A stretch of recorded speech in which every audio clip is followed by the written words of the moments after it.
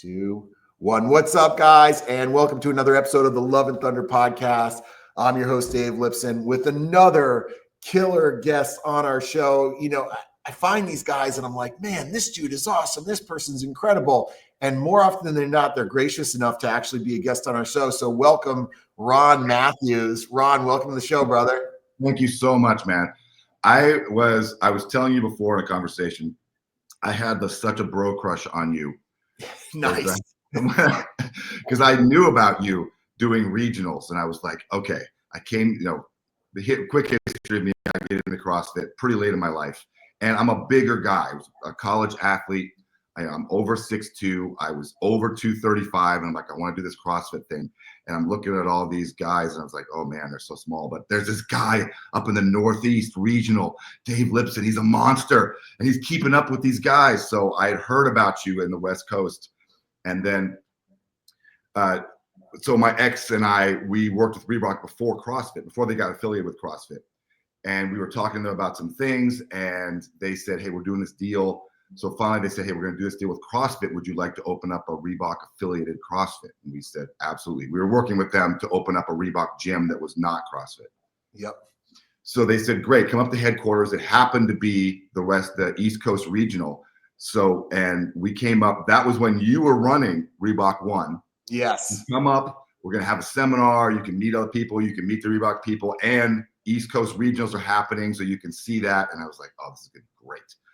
And so we're there, and then I see you competing, and I will never forget the first time I saw you. You were doing a 975 muscle ups and snatches, squat snatches, and as one of the workouts. And you got behind in the muscle ups, but you were doing all the snatches unbroken, and I was like, it's like, idolized somehow, you know. And it was, I was very, very impressed. I think that. Yeah, that was even before that. Matt Frazier was up in the East Coast, because I saw him compete later. But from then on, I was like, okay, I got to find out all about that guy. Well, dude, I mean, you've had some incredible accomplishments yourself. So for our audience, Ron is a multiple-time games athlete. He's owned a CrossFit gym, and most impressive with all of that, he's also dipped his toe in the water of competitive bodybuilding, going to Masters Nationals, placing extremely well, and really kind of right on par. And when I was looking at what you were doing, first I kept following you, Ron, because just like to see what people are up to. But as I saw you were getting into bodybuilding and seeing success with that, I thought, man, this is right on par with our mission at Thundr, bro, blending performance and aesthetics, being able to come up with answers as you get older. How do I continue to train hard and not get hurt? How do I continue to see progress when what I've been doing has, for more or less, run its course? And so, we got on the phone and just had a really cool conversation about all the things. And so the first conversation that we had, I was just really interested in, coming from professional sports or competitive sports into CrossFit, owning a gym. How did you get into bodybuilding? Like, what was the impetus for being like, all right, you know what? I'm going to try this thing that's completely different on the other side of the spectrum. So I played college sports. I moved to New York, and I became a model. And I was working as a model and an actor, and it was this really weird, when you work, if you're not like a super fashiony model, back in those days, they wanted you to be really athletic looking. Yeah. But you also had to be able to get into a 32 regular pant and a 42 jacket off the rack. Yep. And then take off your shirt and be like, looking like, you just are about to step on stage and, and pose down. So it was a really, really tough ask. And not only did you have to have it, you had to maintain it. Because you get a call on Friday, they say, okay, well, they saw your card, they love you. On Saturday, you're shooting shirtless. They want you to be peak performance. That's in 12 hours. So that'll be great for you. Always maintaining this very low level of body fat and high level of muscularity. Yes. Yeah. So I had developed, and so I was lifting myself, and I was always just fanatical about the gym. And I had developed these systems of like these small wave periodizations of how I can go through very small cycles of moving up the way that I lifted through bulking and cutting, so that I wouldn't stagnate. Because I found that if you just stayed, if you did try to do the same thing, it stopped working, obviously. So just kind of holding a baseline of composition while still seeing progress, you know, on the bar with the strength gains and all that stuff. Yes. Yeah. So in doing that work, I then was transitioning at the same time I was working as a personal trainer. This is back in New York. And I was realizing that the stuff that I was figuring out for myself was exactly what all of my clients were looking like. I want to look good all the time. I want to look like this when I take my shirt off, but I also don't want to look like, you know, I don't want to look too big. A lot of guys like that's gonna be a problem. Yeah, like for most guys, it's so funny to me. Guys, and especially women, you know, will have that remark like, "I don't want to lift heavy weights because I don't want to get too bulky." And I'm like, "Do you know what it's going to really take to make that happen?" Yeah, talk to me in 20 years after training, and then maybe you'll be a little bit big. You know, I know. I'm still trying. I mean, 30 years in, I'm still not bulky. And then I started training celebrities, and I moved to LA, and I got into this great circle of training a lot of very high level A-list celebrities, because they were all like, we have a shoot in 2 months and we need to get our guy in the best shape we can. And I was just like, for a while, I was the guy.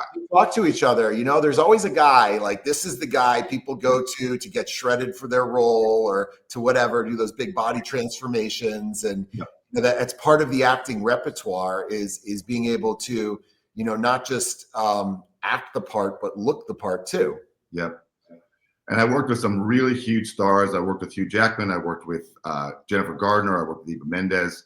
Got them ready for all these roles, and I just sort of kind of fell into that being my career. And then I got married, and we wanted to open up a gym.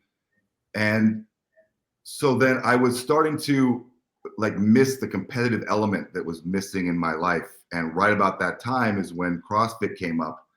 And I was like, you mean to tell me that I get to do a workout in front of everybody? And at the end of it, not only do I get to win the workout, I get to put my score on a board where everyone else in the gym gets to see that I won. I mean, it's like I manifested a little gold star, a little trophy at the end of the workout. Like, this is the best thing I've ever even. I couldn't imagine something better than this. Yeah, nobody pays attention to you in the regular gym. You know, I just want to pause you right there, because I think like that experience, and for most people, that's the experience they've had is you know, maybe they play pro sports and they're training for a purpose, right?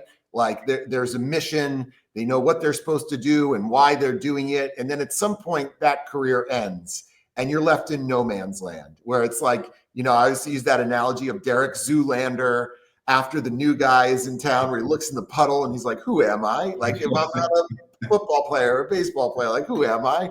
And you just do what everyone else does. Like, you go to the gym, you go on the treadmill or the elliptical, you go on the machines and do 3 sets of 10, and it's not really hard, and there's no real purpose. You're just kind of aimlessly wandering. No one's talking to you. There's no community. There's no coach. Yeah. And you feel really lost.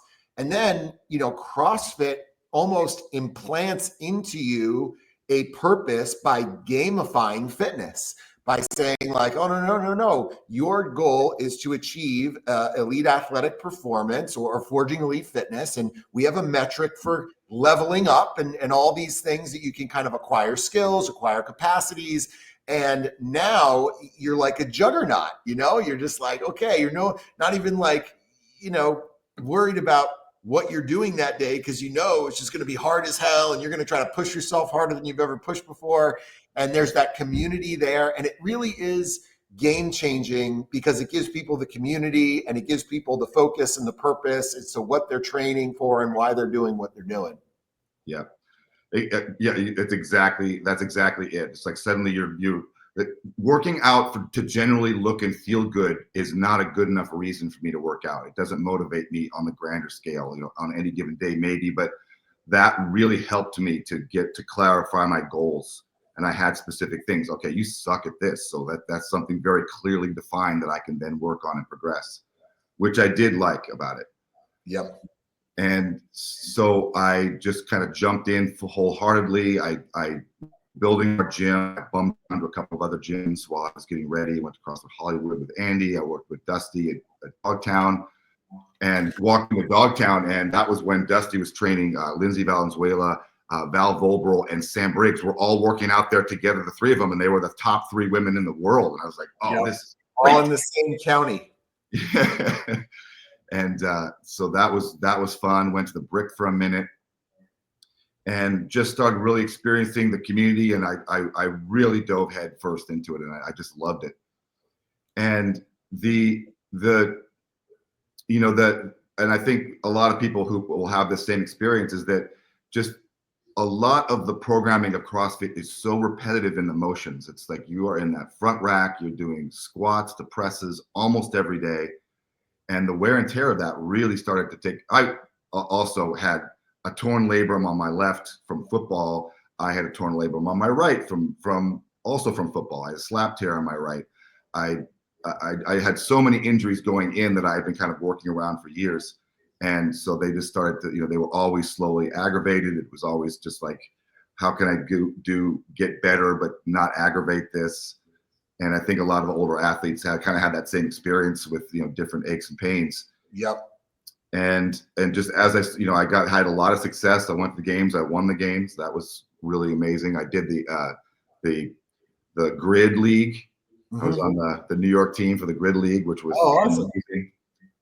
That was a great idea. There were parts of that were a great idea. I mean, CrossFit. They're still going. They're actually down here in Florida, right by me, and even we're doing some, tooling around with some partnership ideas with them between Thundr and Grid League or some of their athletes. But I just want to kind of go back for a second because the story you're telling, it kind of sounds familiar. I do these client calls every Tuesday with all the new clients in the program, and I've had a couple thousand of them at this point. Just a quick call to who are you? What's your story? And it's like a very similar story. I think for people who get into CrossFit, like once you start drinking the Kool-Aid and, you did your first sample class and you're like, wow, this is cool. I want to do it again. Now you're getting into it and you're learning all this stuff. And there's this whole community. It really pulls you in. It's very seductive in that initial incubation period, because every time you go into the gym, you're getting way better. Like you've never done these movements before. You've never learned how to do a squat snatch. So like you've got like a PVC pipe and, every day is a PR because you've never experienced that. So the trajectory, the curve of improvement is this like exponential curve of improvement that starts happening. But then quickly thereafter, and I see this happening usually at the like 2 to 5 year mark, people start to plateau. And with that, now they also start to see an increased rate of injury because they have enough capacity to hurt themselves really, really good. Like, if you're doing a PVC overhead squat and you get out of position, well, it's okay. It's an empty barbell or it's a PVC. Like you're not going to hurt yourself, right? You're going to light deadlift and you're learning how to deadlift. It's not going to be a big deal because you don't have much weight on the bar. But as you gain more capacity, those margins for error become slimmer and slimmer. And especially for athletes that are like you and like me, like competitive, like we don't want to just lift. We want to lift hard. We don't want to just go quickly. We want to win the workout. You push yourself and those little nagging things start to just kind of accumulate, right? And if you have anything going into it, you mentioned I got 2, frayed shoulders or labrums. I mean, the fact that it is so all over the place with the programming, right? There's no training split per se. You don't get the recovery time between body parts. Yeah. So it's not like you do a shoulder day and then you get to rest 72 hours to let your shoulders kind of calm down and heal, because there's probably going to be some shoulders the next day too. Yeah. And likewise for the progress, that's another reason, is because the training capacities are so scattered. Like it's anaerobic, and then it's long, and it's gymnastics and weightlifting, and then you've got some monostructural stuff. It's not enough of a single element to really see improvement beyond an intermediate level. So if you want to keep getting stronger, if you want to keep getting bigger, or improve in any single avenue, you really need to start to become a bit more specialized or a little bit more thoughtful in how you're programming. Yeah. And the programming is really the key. It's like you realize that, a lot of well-intentioned coaches without the experience to know the deeper dive into why you're doing some of the things, their programming would tend to get very narrow, and or they don't realize that they choose a lot of exercises all the time because they like them or they think that these are the better ones. And so I had a real issue with that for a long time. And so And it's so different gym to gym. I yeah, think a lot of gyms are, programming stuff because they think that's what they're supposed to program. They saw it at the games, or they saw it on CrossFit.com, or they saw that some competition program is doing it. So like, we're going to do that. But, as someone who taught the level 1 courses for over a decade. So this is the course where they come in, they get their CrossFit certificate to become a trainer or to open up a gym. The vast majority of those people have no background in training outside of CrossFit. Yeah. They're firefighters or cops or nurses who found CrossFit and they really like to do it and they want to coach at their gym. And so they don't have that exposure to traditional strength and conditioning as a context for how this stuff kind of fits in to a comprehensive program. And so what they do is they do what they know. And that's kind of the extent of it. And what they know is what they picked up on that 2-day course at their level 1, and, kind of being influenced from whatever else is going on online or on TV. Yeah. I have a real, that's a real sore subject for me, is for someone who, so I'm in Los Angeles, and I deal with a lot of trainers who are not professional fitness people. Yeah. So they're writers, they're actors, they're models. They came here to LA for some other reason, and now they're, instead of waiters, they're personal trainers, but they're making real money and helping people with their health, but they don't take it serious. I have no problem with you doing it as a second job, as long as you take it seriously. Yeah. Study, know what you're doing, help these people. But the people who just like, I kind of work out a little bit, so I have the general idea, so let's go. Isn't that interesting? Because I think fundamentally they view it as, well, it's a job, not a career. It's what I'm doing right now. I'm an influencer and I train people. And we were talking before the podcast started, and just to give, yourself the reminder of how lucky we are to be able to work in this industry that we have a passion and a talent for, because a lot of people take that for granted. They're just like, oh, I got to train all these clients and blah, blah, blah. And you forget the alternative.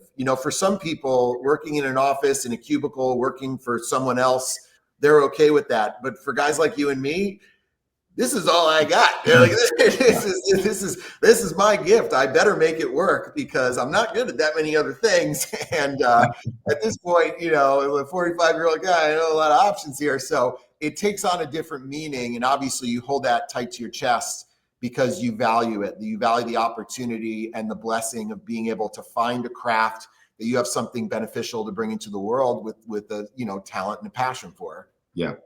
And yes, exactly. And I enjoy learning about it. So I enjoy getting my certifications. I enjoy going back and studying more about nutrition, and let's deep dive into this.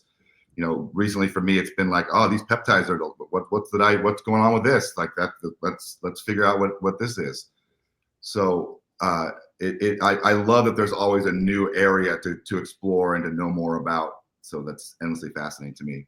Ron, I was talking to you because you've been around the block, for a while here. You've got decades in the industry. And one of the observations I've kind of made just recently, like within the past 7 to 10 years, is like, previous to social media and where we're at now, it used to be really hard to have a career in training or in strength and conditioning or in fitness. Like the routes you could go is you could be like a trainer at, LA Fitness and be making $35 or $40 on $100 hour for the clients you train. Or you could go and be an unpaid assistant as a strength and conditioning coach at maybe a big or a small university. Maybe you graduate and you're getting $35,000 as an assistant, waking up at 6 a.m., cleaning the garbage, to maybe become a head coach and live this lifestyle where if the football program doesn't perform, you're out of a job and your whole family needs to move, right?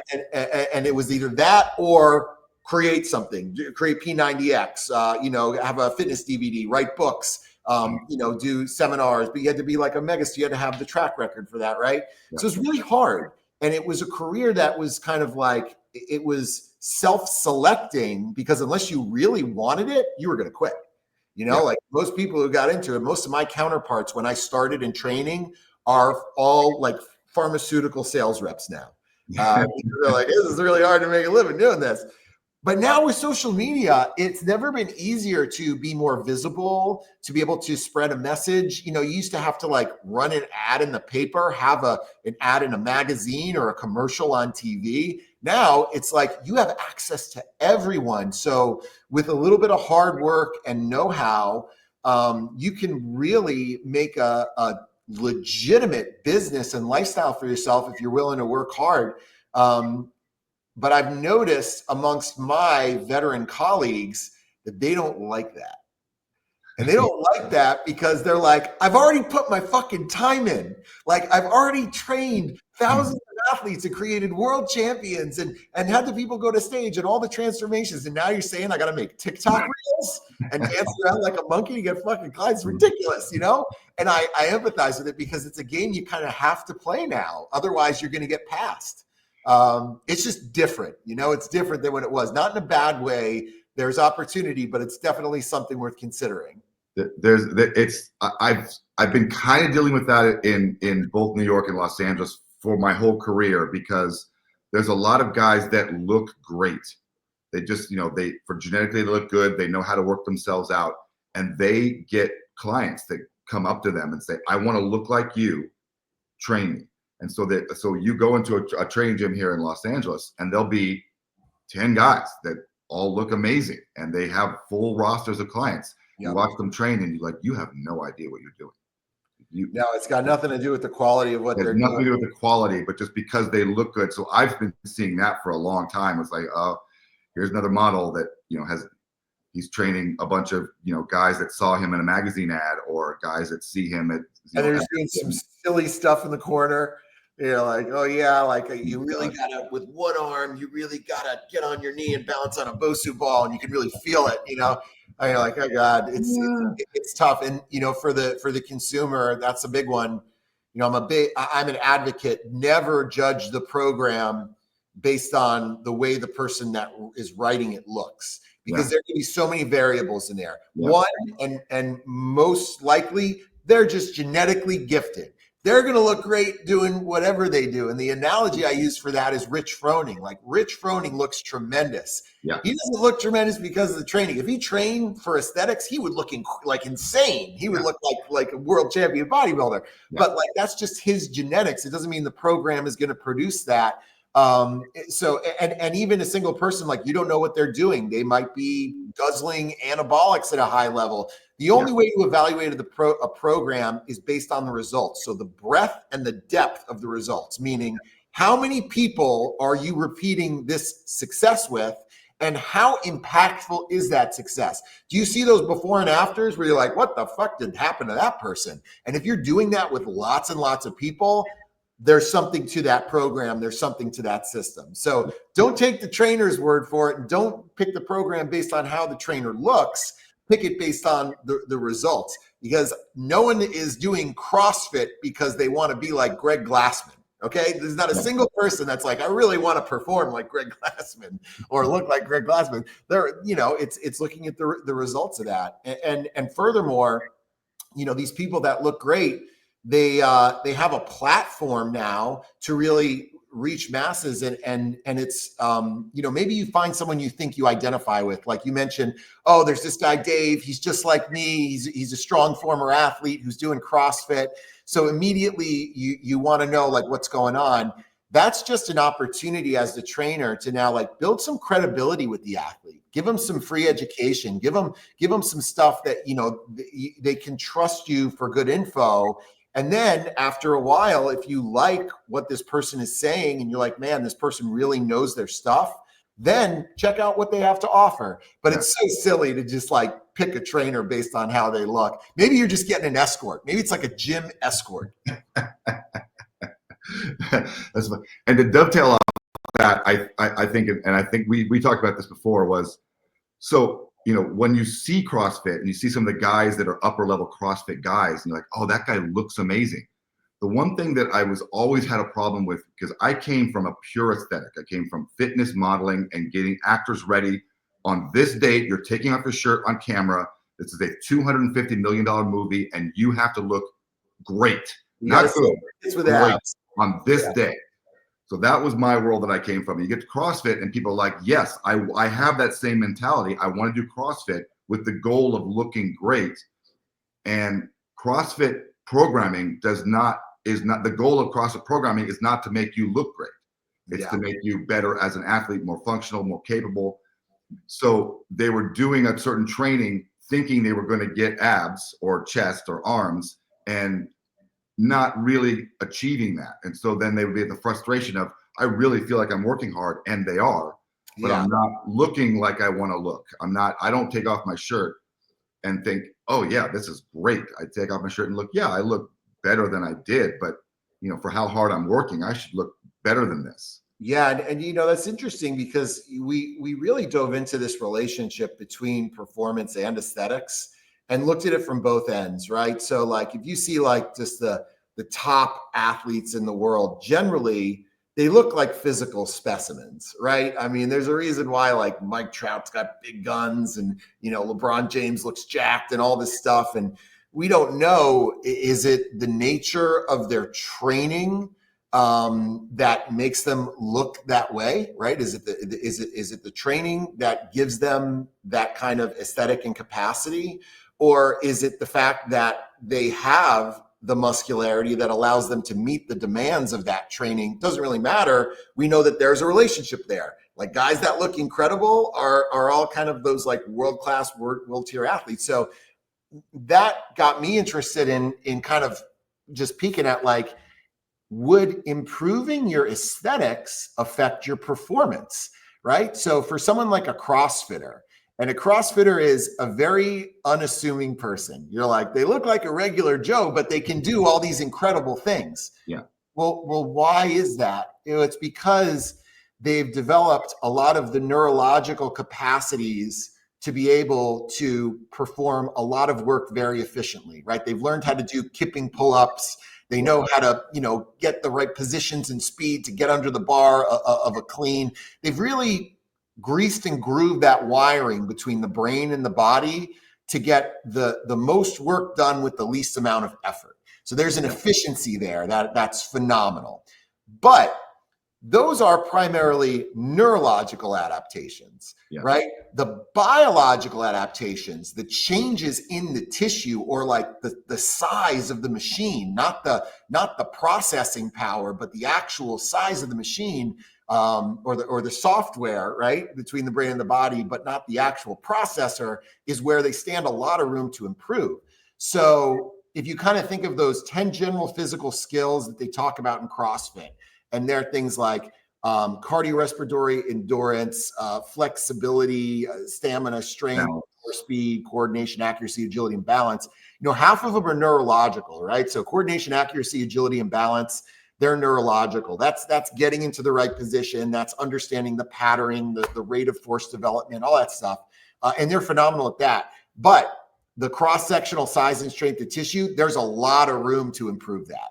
And so I think that once you get beyond that intermediate level of CrossFit where like things are not getting that much better, like you already have the skills, the biggest opportunity to improve is just becoming a bigger, stronger athlete to then exact that kind of, you know, neurological potential. Because like, you know, when you compare it to a bodybuilder, it's the exact opposite. They have this incredible machine. They have no idea how to use it. And so in my mind, the perfect storm is both. It's like those Russian heavyweight wrestlers that are like, holy shit, this guy's 250 and ripped, but he knows how to move. That's a dangerous athlete. I'm fascinated too with that, but I also had another thought on that, which was I like to watch MMA, and I would notice that the people who are really good at working in that fast glycolytic pathway, the people who are really good stamina-wise, the ones that wear you down, especially on the ground, almost always had a pretty higher body fat percentage. Yeah, they always had leaner guys that would come in would not be able to quite hang there. Yep. And I was really interested in that part of it. It's like, what is it that, I mean, that guy has great kinesthetic sense in that his body works really well, but it does not, he can't maintain upper elite level stamina in that pathway and also have low body fat anesthetics. I had a conversation yesterday with somebody who was a competitive triathlete, and he was telling me about, he's really big, strong, gifted guy. Tell me about how his body changed doing triathlons. And he just said, I got so soft and I lost so much muscle. And that's because your body is going to adapt to the demands that you're placing on it. Yeah. So if you're saying, hey, you got to carry your body for hours at a time, it's going to get rid of any of the excess weight. It's going to reduce its muscle mass. Or, hey, you got to float in the water for a long period of time. It's going to become more buoyant. And you're going to, so you have this kind of like fat, skinny look, despite the fact that they're doing a very fitnessy thing. The nature of that demand does not line up with the adaptation that they were expecting. Like, I'm going to do a bunch of cardio and get ripped. Yeah. That's not how it works. And that stuff is very antithetical to CrossFit, because CrossFit is a GPP program, right? So general physical preparedness is kind of very doing a little bit of everything to get okay at most things. Yeah. But to get that next step, you really need to leverage the SAID principle, specific adaptations to impose demands, meaning the training needs to line up with your goals to keep making progress. Yeah. Yeah. I can't tell you how many clients have come to me and said, yeah, I want to lose weight. I want to get in great shape for a wedding, blah, blah, blah. So I'm going to run a marathon. I'm going to train for a marathon because that's going to solve all my problems. And I was like, you're going to gain fat if you train for a marathon. Like, no, I'll be running. The fat's going to come off me. And it's like, go to a marathon and look at who's finishing, not the elite ones.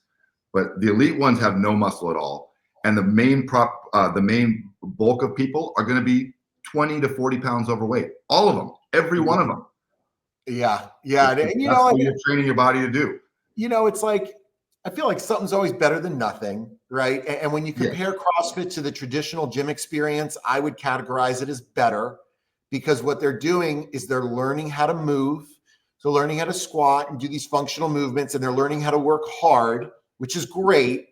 But then at a certain point, you got to kind of put the bumper lanes in there and put them in a more focused direction. Yeah. And once you do that, you have, like most people don't realize, you have so much potential with those CrossFit athletes because they have those skills. Like, think about the average person in like 24-hour fitness. They don't know how to back squat. They can't move well. They don't want to work hard or look silly. Now you got this person who knows how to do these really efficacious exercises and train hard. And all you do is now put a framework on it, put a method on it, put a clear direction on it, and their progress, really shoots forward quite dramatically. And you're an example of that. What you've done. So let's go now to like that transition. After you got into CrossFit, Masters champion, what got you hankering into like, hey, I'm going to change my training style? Well, so I own a CrossFit gym. I'm training morning, noon, and night. If I'm not training, I'm doing mobility. I'm doing, I'm foam rolling. I'm doing cardio pieces. It's like, are you one of those guys that was like held together by duct tape? You got to like kinesio tape every single joint in your body. Yeah, so and it got to the point where I was like, I have to take 4 Advil before I even start to touch a barbell because everything hurts. And the one thing that was always in the back of my mind is kind of what we've been talking about was when I did CrossFit, I was very elite, but I didn't, I looked like I worked out, but there was nobody that stopped me on the street going, "Oh my God, what are you doing?"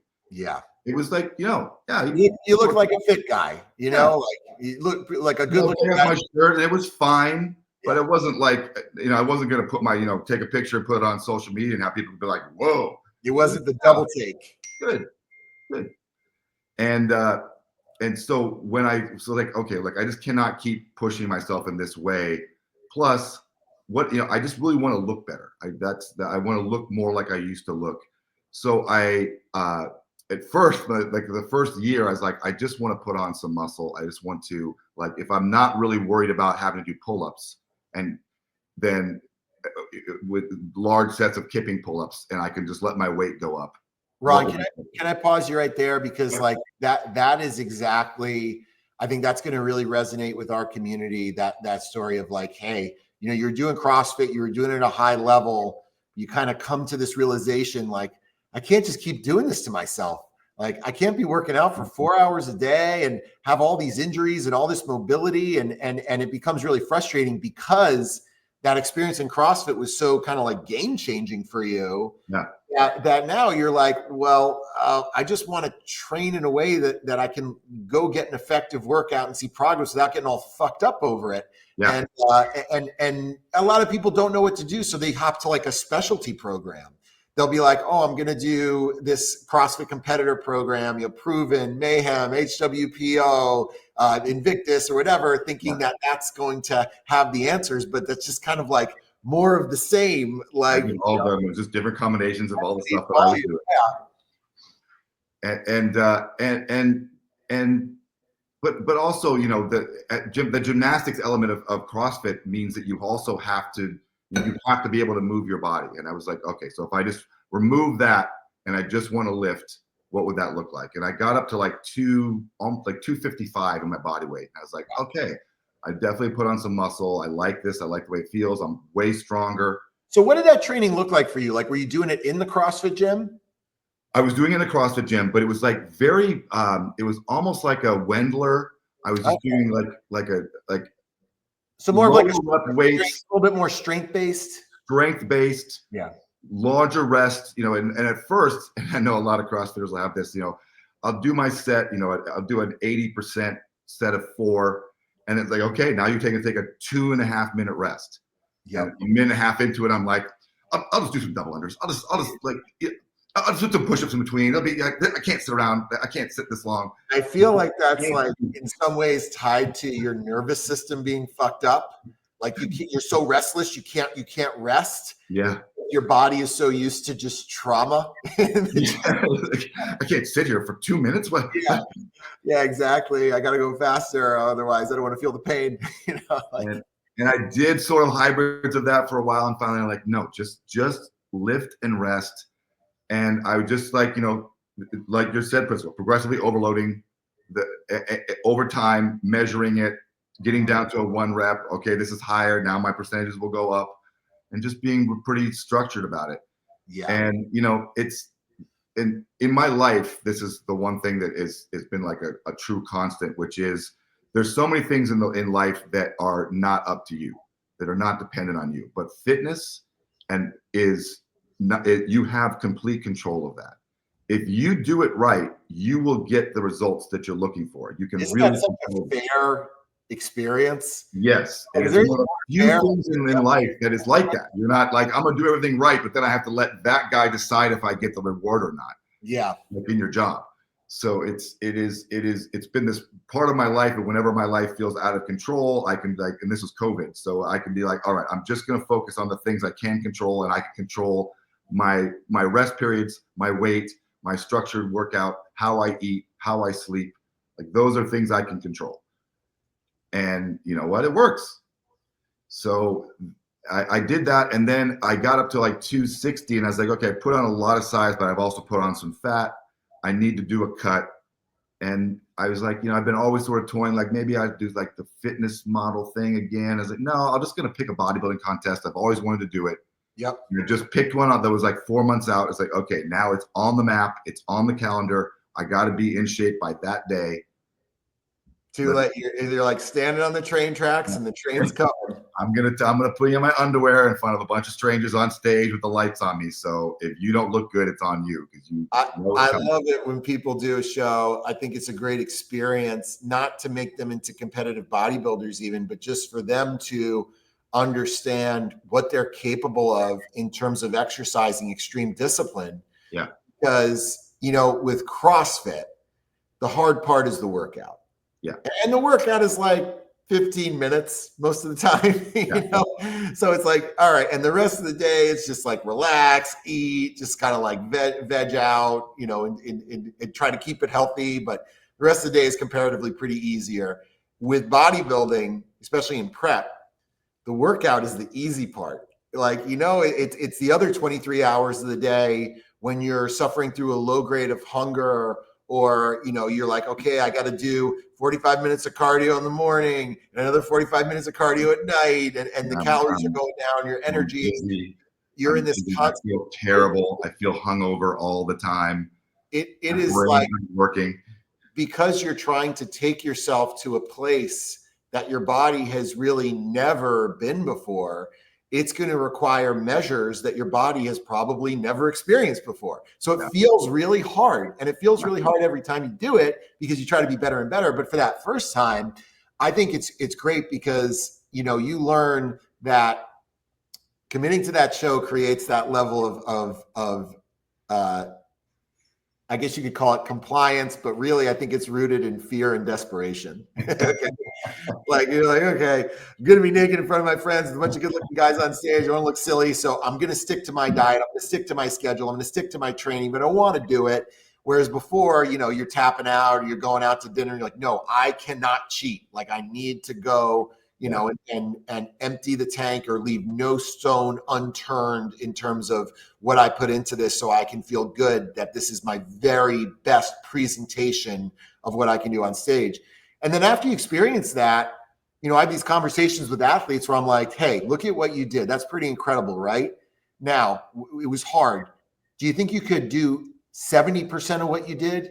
80% of what you did? Like, oh yeah, no problem. You can maintain that now. Yeah. And that high level of a discipline, that structure and that framework now becomes part of how you live, right? Where now you're like, no, it's time to eat. I'm not eating that. It's easy to make those decisions because you've experienced way worse, and it's just not that hard for you anymore. Yeah, you're nailing it. I mean, and also a lot of the people who like CrossFit, I like working out. Like, working out is great. Pushing myself in a workout is my comfort zone. I enjoy pushing myself that way. But if you haven't gone 4 hours without, you've had 900 calories and it's 2:00 in the afternoon and you're on your fourth client and you're standing up and it's like, I don't know if I can keep standing up because I'm so dizzy. Yeah. That's like a whole other level of trying to dig in a way that's just very unfamiliar. Yep. So that was the biggest challenge of switching over, was just like that. The food and the discipline of the food and how and when you're going to eat and keeping on that timing in your schedule is, that's the whole art of it. It's a test in resolve and endurance. Yeah. And when people do this and they say like, hey, I want to do a show, I have a conversation with them where I tell them everything that's going to happen. I go, you're going to try to quit 2 or 3 times. You're going to be like, I look too big. I look too small. I'm not lean enough. I don't have enough volume. You're going to be like, you're going to second guess yourself. That's going to happen. So get it out of the way now and just commit to it, because you're going to act like a crazy person, right? Your brain doesn't have the glucose. It's not working. All this suffering is not working. I look terrible. And the other thing I tell them is, remember that you decided to do this. Your wife didn't decide to do this. Your kids didn't decide to do this. Your friends didn't decide to do this. So when it gets hard, don't take it out on them, because you're not a victim here. You know what I mean? And that's another thing that everyone goes to on their first show, is they're just like, you don't understand what I'm doing. You're just like, instead lean into it and enjoy it. Feel lucky that you have the opportunity to see what you're capable of. You have the resources to go and train. You have the ability to eat with that level of precision, because there are a lot of people that don't have those advantages and that would love to do something like this. So embrace that suffering as part of the experiential reward, because when the show day comes, and this is what people don't realize about bodybuilding, when the show day comes, the work is done. The show day is the celebration. Everyone's so happy when that show comes, because they're like, are you nervous? Like, no, I'm just happy it's here and I'm excited to showcase what I did, and the hard work is over, and now I get to showcase all that hard work. And you look back at that suffering with a level of admiration and gratitude. Like, I'm so happy that I was able to go through that and succeed. And so sometimes you even miss that drive where every day had that purpose. Like, every day is on purpose with such a focus, and you're reaching towards that big goal. And then, you go through a little depression post show because you're like, oh shit, I did it. Now what? but it's cool. It's a great experience. And I think everyone who likes fitness or might be is curious to see what they're capable of would experience it at least once. Yeah, I agree. I think that it teaches you a lot of things about your body that you didn't know until you've gone through that process. And like you said before, it really informs you on so when you get there, it's like, am I hungry? Am I hungry? Or because I know what hunger is. Yep. So, or am I just like, I'm a little bored, or, this is the time when I should eat. Maybe I'm thirsty. Between like physical hunger and psychological hunger. Yes. Right? So the physical hunger is you're tired and you're weak. The psychological hunger is I want to eat. Like that's and sometimes the way you can tell that, I ask athletes to like look at their performance in the gym, be like, are you still lifting the same weights? Like, oh yeah, I got a PR. You're fine. If you're getting a PR in your deficit, you have plenty of food. You're not emaciating away. It's just in your head because you're bored. We're so used to comforting ourselves with food that it's kind of like the go-to. Oh, good. So Ron, tell me, like, in CrossFit, I think people get conditioned from the training perspective of like just moving the weight from A to B. Right. So anyhow, how do I go a little faster, find a way to kip or to use momentum or little ways to be as efficient as they can with the movement. And typically that looks like, going fast and relaxing muscles when you can to be able to breathe. But that's really not good bodybuilding because bodybuilding isn't about making heavyweights feel light and going fast. It's really about slowing down and making lighter weights feel really challenging, or pinning down muscles to exhaust them and really isolate them to get the growth mechanism to turn on. How did your training change? Because you mentioned like, oh, okay, I kind of started with like a strength thing and I got bigger. How did your training change as you got more and more into bodybuilding? So I had an interesting experience when I first moved to New York. Sean Ray, who was a very big bodybuilder, did this seminar at a gym that I worked at. So I got to go. And basically people paid, I can't remember, it was like $75. And you just in a group, just followed him around the gym and he did his workout and we just sort of watched him.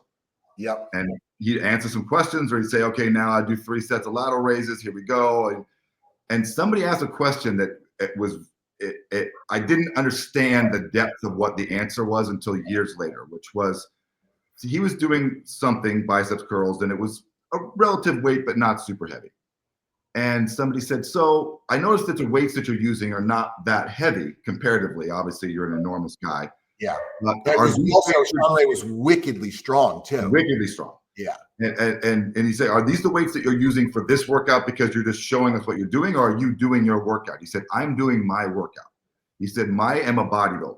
My goal is to squeeze my muscles and get my fibers to connect to my brain and fire. Yeah. Aesthetically, that is what I'm doing. I use the least amount of resistance I can to make that happen. Certainly, I'll go through times where I'm going to push the weight, but pushing the weight over time is not my goal. I'm not a weightlifter. So CrossFit, you're a weightlifter. You need to move weight at a certain, you're going to be measured on the total amount of weight you're moving. So you need to get efficient at moving that. A bodybuilder needs to squeeze their own muscles to create aesthetic symmetry in their body.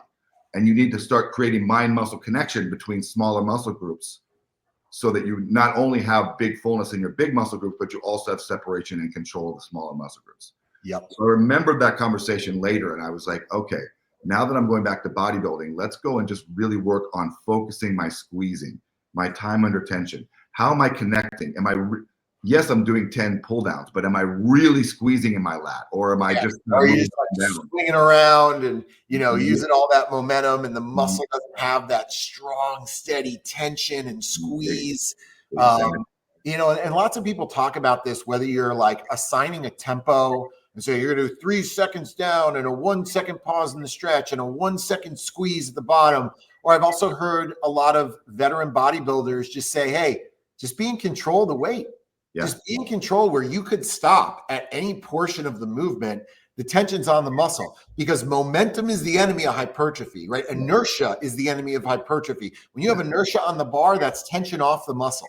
Yes. So it is almost better. And this is what's so antithetical to CrossFit is like, they're just like move it from A to B. You look at most people, especially when they start doing some of our stuff, the most common piece of feedback is, hey, slow down. Just slow down, like feel the range of motion, open up the range of motion. That's therapeutic. And I think that's healing for people. And it takes a lot of the tension off of the joint and the ligament and puts it more onto the muscle.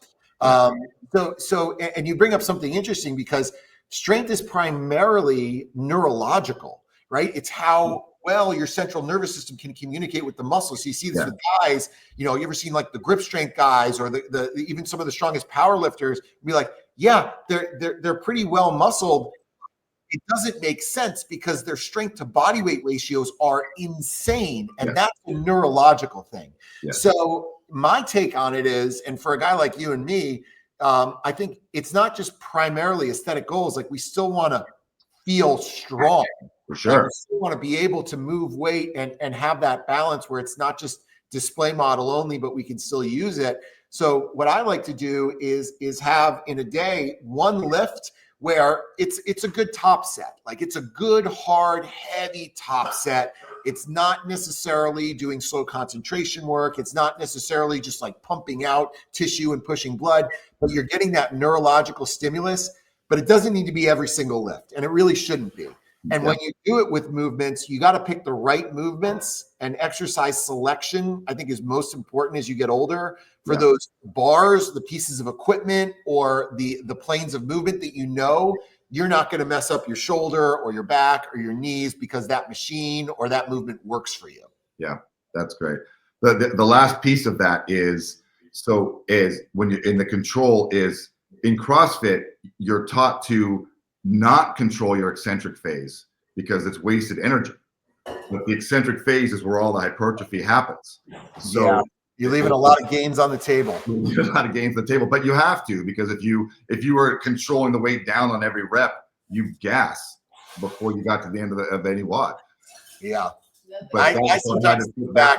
I wish I had done that. I look back at my CrossFit career and I'm like, man, if I would have just attacked things with more of like an 80% effort, I think I would have avoided a lot of injuries and I probably would have looked better and be more orthopedically healthy. But who's going to do that when your score's on the whiteboard? You know what I mean? Like, and that's really hard. But, bodybuilding rewards technique, honestly. And one concept that a lot of athletes, it's almost like a mindset that really tends to help them with this component specifically is when you're looking at a set. Let's say you're looking at a set that's maybe 8 to 12 reps. Don't attack it as 8 to 12 reps. Attack it as 8 to 12 single reps, as perfect as you can make each rep.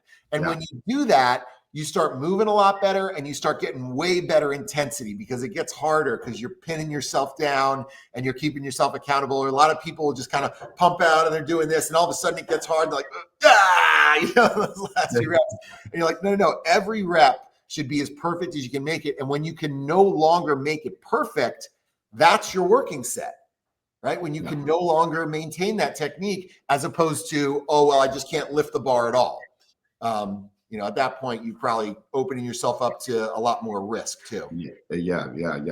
I don't know if you felt this, but once I started doing this work, when I would go and do something more CrossFit oriented, I was way better at it. My positioning was better. My muscle drive was better.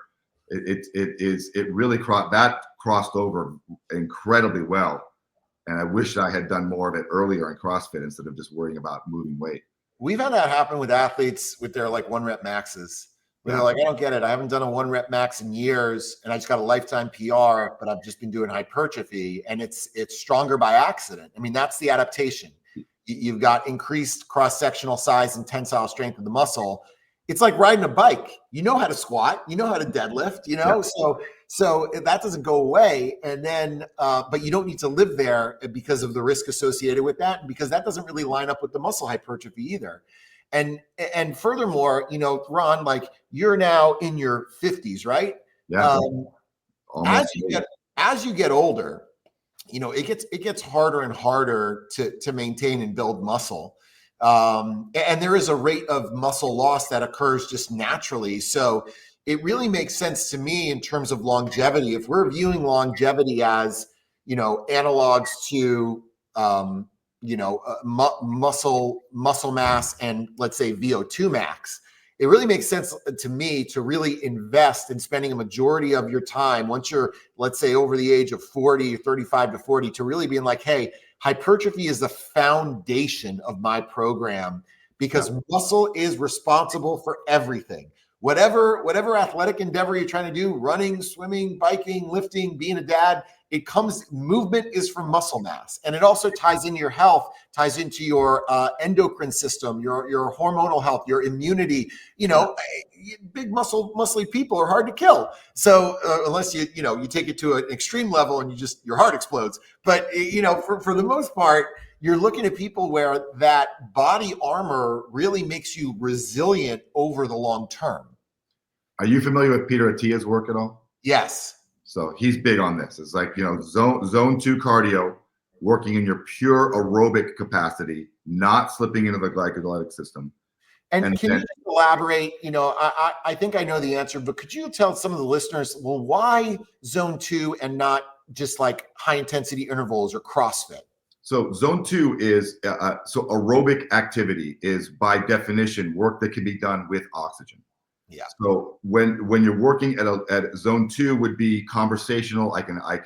My heart rate is below, let's say 125-ish, and that I can conversate while I'm doing it. If you're in that zone, your body's able to mobilize body fat for energy. And it doesn't eat away at muscle mass the same way. Eat away at muscle mass. Capacities can. It can burn fat in real time to fuel the body. Yeah. Once you start getting into the 140, 150, 160 range, now your body cannot mobilize body fat fast enough, so it has to use liver glycogen. Mm-hmm. And now you're in your Krebs cycle and using your ATP instead. And so that cycle is going to be catabolic in a certain way. And with regard to muscle growth, you want your glycogen stores high. You don't want it low, and that's what, having increased muscle mass gives you the ability to store more glycogen. I mean, it is your warehouse for that stuff. And so so it seems like a higher interval workout at a higher fat would burn more calories, and it does, but those calories come from a different place. So your body is more likely to be catabolic and use muscle tissue for energy later and not be able to burn body fat. Yeah, it makes sense.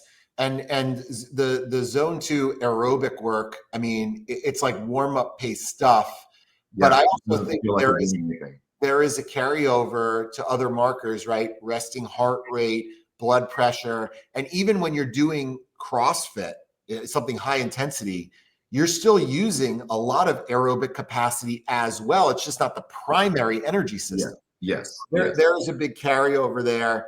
And I feel like that works in multiple directions versus, something that's just synonymous to itself. Man, there's so many cool things to dive into here. We haven't even gotten into nutrition. And as we approach the end of the hour, I'm like, we got to do another podcast, Ron, and get into some of your competition days on stage, some of the things you accomplished there. But for right now, man, where can people find you and follow your story? Where can they learn a little bit more about you? I post pretty much daily on Instagram. It's just my name, Ron Mathews, 1T, RONMATHEWS is my Instagram. It goes and I've developed an app. You can see the link on my Instagram where I help you through a micro periodized hypertrophy training program designs around you. It's called Project Groundwork, project-groundwork.com. And it's all of this. Like, it's everything we talked about. It makes so much sense because the muscle is the foundation. It's the foundation. And I think a lot of people get to a point where they feel like they've lost their foundation. They feel broken, or what I mean? They're like, hey, I just gotta start fresh and just rebuild a strong foundation instead of doing all this crazy stuff and going, it's like the hamster wheel where you're doing a lot of work, but you're not really getting anywhere. That's awesome. And we'll do some more here, have you back on. And it's cool. You and I have a similar mission, just kind of bringing this stuff to our community, our athletes, especially the guys in CrossFit that are looking for answers, you know, and I think there's easy applications of this, even if it's, you know, just like putting a little bit of hypertrophy work after your CrossFit workout. Yeah. I think there's a lot of low hanging fruit where people can make a lot of ground. It may have changed now, but when we first got into CrossFit, it was like, if you even talked about the way that you looked, or it's like, you know, I like to have nice shoulders, I'm gonna stop you right there. It's CrossFit is about performance. It's all performance. It's all numbers on the page. It's like, yeah, but I also want to look good, and I think it's okay to have that as a goal. Like wanting to look good is a wonderful goal. I also want to perform well. Yeah, and you can have both of those things together. I love it. I mean, it just makes so much sense to me on 3 levels, right? Like one for the orthopedic safety, you know, not spending every session moving as heavy as you can or as fast as you can, because those are the common players that are most associated with injury. Yep. Being able to increase your performance by building up the physical body and increasing the size of the machine. And then finally, what you're saying here, you know, 99% of people, when they step into a gym, they're there for the same 2 reasons. I want to look good and feel good. So if you're constantly banged up and you don't love the way you look, make a change, make an adjustment, you know, like you learn as you get older. It's not just training harder, it's training smarter too. Yes. So it's a combination of all that. Ron, thank you so much for coming on, brother. This is a pleasure for me. We'll do it again, and appreciate your time, guys. Ron Mathews, CrossFit Games Masters champion, Masters national bodybuilder, looks amazing. He's like #goals for all you guys out there. How old are you now, Ron? I am 55. I'll turn 56 in two months. All right. So you want to get into that 55-year-old bracket in Masters. So you're the youngest guy. I'm already in it. 60 division. Excellent. All right. I'll talk to you soon, brother. All right, man. Thank you. You got it.